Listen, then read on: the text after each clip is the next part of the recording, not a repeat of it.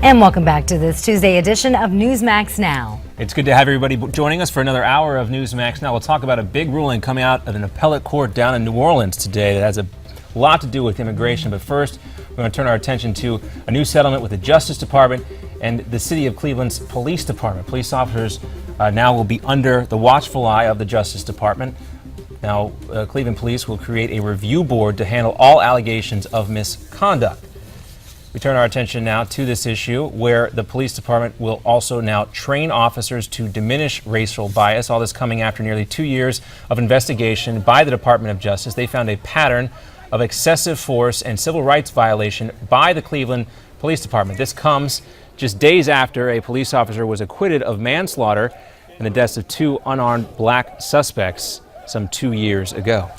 Some of the people who took to the streets of Ferguson, Missouri are now taking to Twitter because they haven't been paid.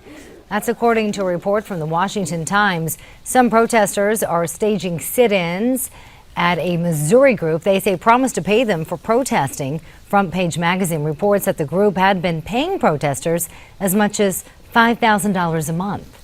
President Obama urges the Senate to break the deadlock over the stalled Patriot Act measures. This measure gives the NSA the power to collect Americans' phone data in bulk matters. The Patriot Act will expire on Monday if lawmakers do not review it or replace it with a measure that's already been passed by the House called the Freedom Act. The president wants to work with lawmakers through this recess. He also has pledged federal support to Texas after heavy rains wreaked havoc near Houston. And speaking of those rains, take a look at this new video. Search crews are looking for a dozen or more people still missing after these storms. Record-breaking amounts of rains flooded highways and stranded cars there. Some drivers were left out in the rain in these overflowing rivers for hours. Houston's mayor says at least 2 people are confirmed dead after this massive flooding. It's still a dangerous situation along the bayous. They're full of water. The water's moving very, very rapidly, and a lot of folks want to come down and look. Rescue crews are using boats and helicopters still, and more rain is expected. Those poor people. A Texas man now stands accused of trying to fly to Syria to join ISIS. Police arrested 20-year-old Asher Khan this morning. He's charged with conspiracy to provide support to a terror group. According to the Department of Justice, Khan will appear before a federal judge this afternoon. If he's convicted, he faces up to 15 years in prison. In Nebraska, family and friends gathering today for the funeral of police officer Carrie Orozco. You'll remember Officer Orozco was killed in the line of duty just hours before she was supposed to go on maternity leave. She was trying to arrest 26-year-old Marcus Wheeler when he started firing, according to police. She leaves behind her husband and 3 children. Charter Communications plans to merge with Time Warner Cable. They also want to buy Bright House Networks, but the deal doesn't look too good for subscribers. Well, if history is any guide, I don't think the consumer should expect any immediate, breaks or benefits from this deal. But the deal is good news for Time Warner Cable shareholders. Charter plans to buy that company for more than $55 billion, creating another TV giant.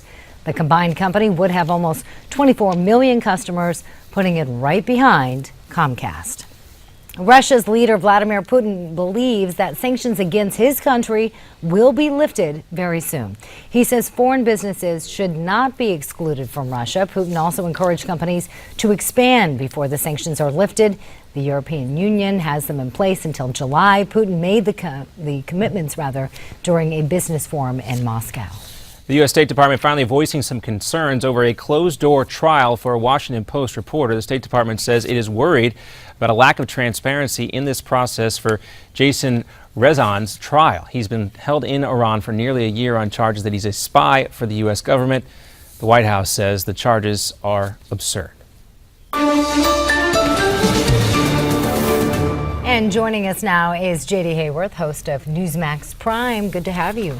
It is good to be here, and there is some good news from my vantage point to talk about this afternoon. That's why I wanted to have you out here, J.D. Just before we came out here on the set this afternoon, a report coming from the Associated Press in terms of this executive orders on immigration reform. Here's what the AP said. Federal agents, or Federal Appeals Court rather, has refused to lift that temporary hold on President Obama's executive actions that could shield these millions of illegals from deportation. This is the Fifth Circuit Court of Appeals. This comes after Texas asked for a hold on this measure. And this is a big win as we see file footage, ostensibly of the Rio Grande portion of our southern border, where illegals come back and forth with impunity.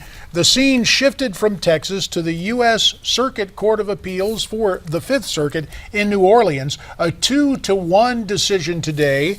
The two-judge majority saying the president had overstepped his bounds. Now, it's important to realize what was at stake here.